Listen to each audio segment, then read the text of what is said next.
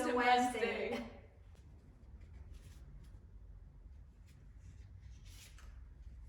44. Sacred space. Oh, Respect. wow.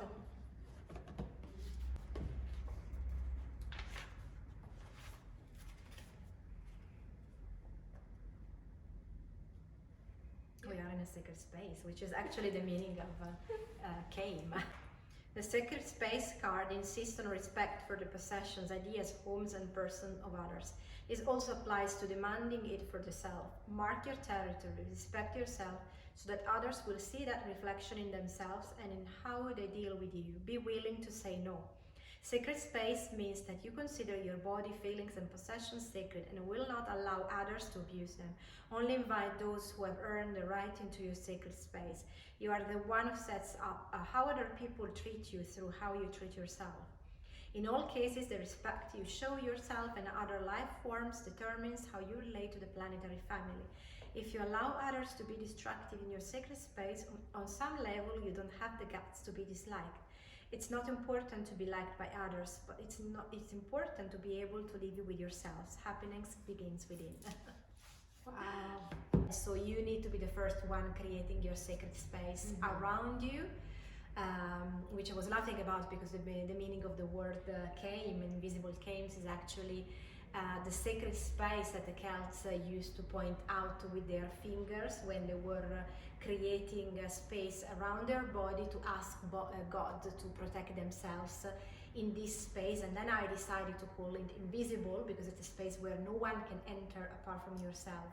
So it's your sanctuary. And of course it's sacred because it's a space that we need to respect, that the others need to respect. That was the most important thing.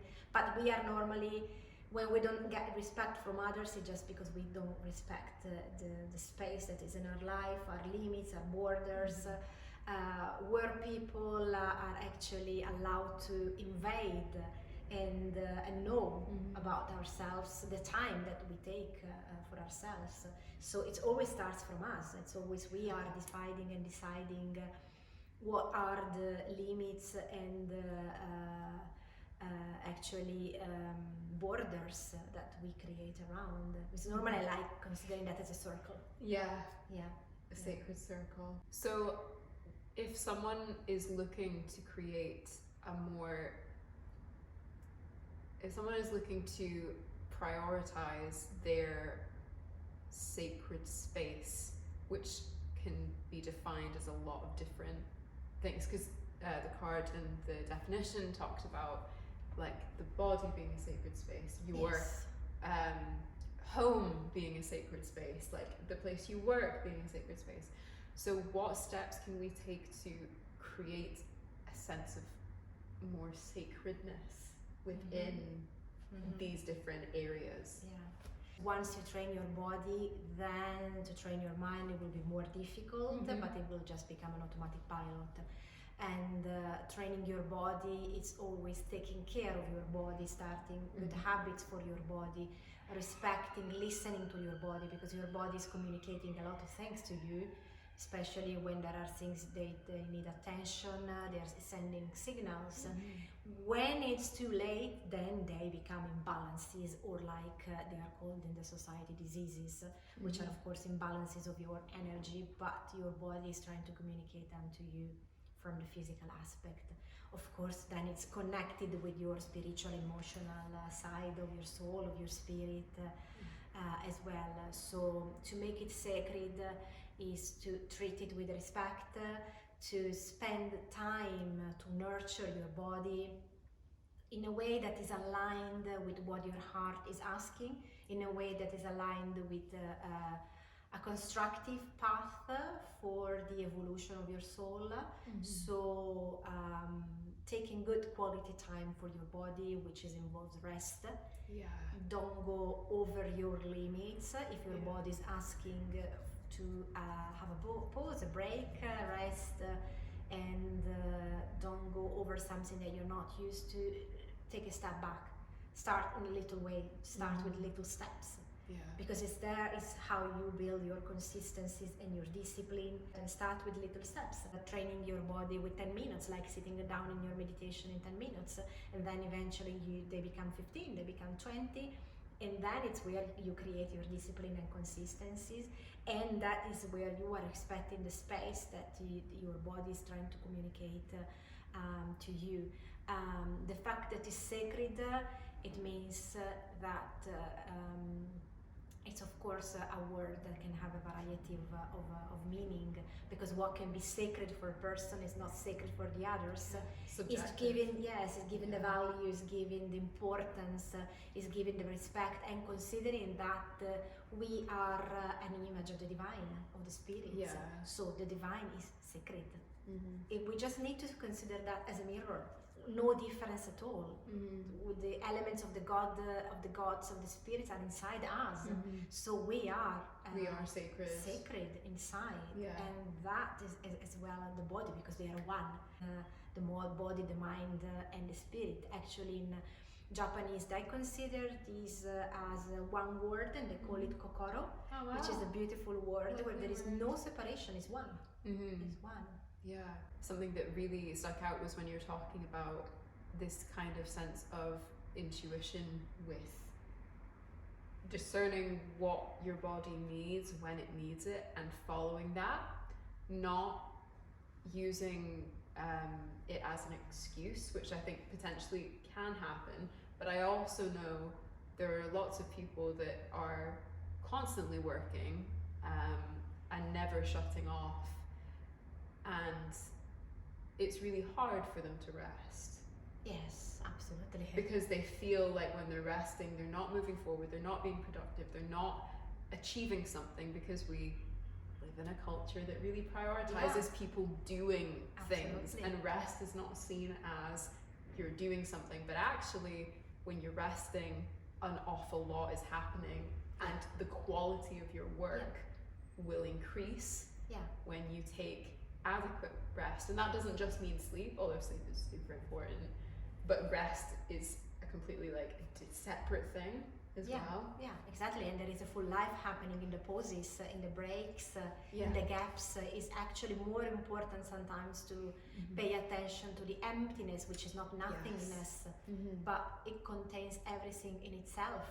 And those breaks, those breaths in between actions make a huge difference in what you are achieving afterwards, in order also to perform something. Also, if you are using your body for something, 3 breaths in between an asana and the other one in yoga, if you're mentioning yoga, make a big difference in the quality of your practice afterwards, instead of just doing everything as a sequence, and then it becomes hectic, and then you need to stop. But you were giving that quality of movement. And then also I think it's also good to consider the sacred space when you are starting a work, because it becomes like your sacred gesture that you're doing. This is something, for example, that I do in the shamanic healing, opening a sacred space, which can be done just by lighting on a candle, incense. In my case, I would do that calling upon the direction, calling upon the alleys and the spirits that I work with. And that is essential, because when you are realizing and working in healing, you are working within a sacred space for the client and a sacred space around you. So I also imagine a cocoon coming out down from the universe, so that I literally create a physical spiritual space where the healing is happening. Sometimes, of course, there are specific rituals or ceremonies. It needs to remain open, to be accessible to the people that are working in that anytime they want. Just like you call upon, you do an initiation, and you open that sacred space, calling upon specific ancestors or spirits that are working with you in that moment, and then you choose willingly to leave the space open. But otherwise, always it's important, as the way you start, to close it in the same way. And it can be just with a simple gesture that people that are not used to call upon guides and spirits, but just lighting a candle, you're opening the space with fire, with an element, and you are putting the element off at the end. So you are creating a beginning and an end. And that it's a definition, a specific a beginning and end, which is of course very important, for example, for rituals. There is always a beginning and always an end. And then what's happening in between, of course, changes according to the content. Also doing, like also an act of meditating. You're just taking that time of pause within yourself. You're just taking a break, a breath, and then you start your practice. And then again, there is that moment of self-connection that comes at the end. And it means I've entered my space, I'm closing my space. So that makes it sacred. Oh, definitely. That's such a really insightful way of looking at it, and I think it's very beneficial as well because so many people now are working from home, and I think it's even more important to create a sense of sacredness, because if you're in the same environment as where you like live and sleep and, you know, have people over, having work within that, I think has been an interesting thing to navigate for a lot of people. You work from home sometimes as well. I work from home sometimes. Yeah, absolutely. So how have you found that, just working from home in general? I've met some people that were lighting on a candle before starting their work at the laptop. And that was making the work sacred.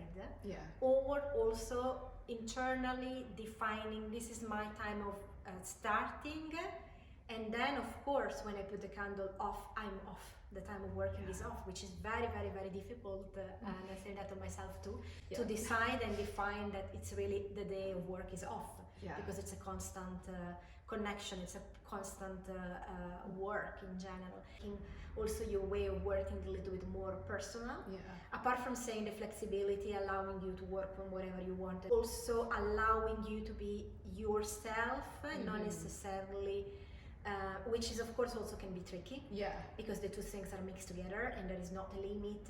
While before, when we were all going out, going to a physical place and then coming back home, many of us were not allowing this to take the work back home, which again is another difficult element that is to stop. And there was physically a division. Now when the two things are mixed together, it depends on you, the way you decide one will not to enter the other one. My life and my work are pretty much aligned and interconnected, and there is no division between one and the other one. Because when you are working, when your soul mission is aligned and you're working on your spiritual path, creative path all together, there is no end. It's always a circle. It's always constant. Yes, it's a constant connection. Sacred space with boundaries, relationships in general, sacred boundaries. Meeting each other middle way. Middle way, if there is an area of conversation where there is a mutual respect, that is just like an invisible wall coming up, and no one will ever feel that needs to go over that borders. If it happens, then you will perceive that. How to remind the other person that actually that is your time, but it has to come from you. Because you cannot expect others to assume that for you it's not the right time to be in a conversation, it's not the right time to reply to a message. It needs to come from you. You are the only one that knows exactly when it's the right time for you to approach a content that can come from a message, that can come from social media, that can come from visiting a person, seeing a person. It has to come from you, and the other will just need to accept it, respect it, yes or no. You see of course how they interact on that. But you decide when you are accessible. So you need to decide to put just like that invisible wall, invisible border, being allowed to be visible, but not saying that sort of no that we need to say people. And I had to learn that as well, a lot. Always saying yes, helping others, absolutely. But that sort of self-respect, because in that way, of course, your energy is nurtured, is full, and you have more fuel. You have more energy that you can give people. I can only talk from my experience as a woman and as a girl, and people perceiving when you put yourself first that you're being selfish. I really like the fact that now, for example, you're not replying straight away to messages or emails, that I've put off all my notifications. That some of them, they respect that. If they don't, they're simply people that are not the best one to be aligned with you. So it's just naturally you're going to attract people that are give a value to this respect at your own time, at your own pace. Yeah. And that's something that it took me 20 years more to learn. That's a really valuable piece of wisdom. Yeah.